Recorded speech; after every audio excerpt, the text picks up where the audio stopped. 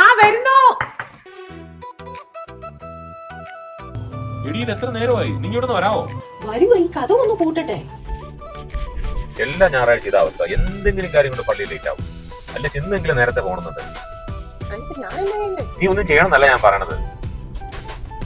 ഒന്ന് പതുക്കെ പോവോ? അതൊക്കെ അടി പോണേ. അപ്പൊ അതിന് വീട്ടിൽ വരുമ്പോ കാണാം. ഇടി നീ ഗ്യാസ് ഓഫ് ചെയ്തായിരുന്നു?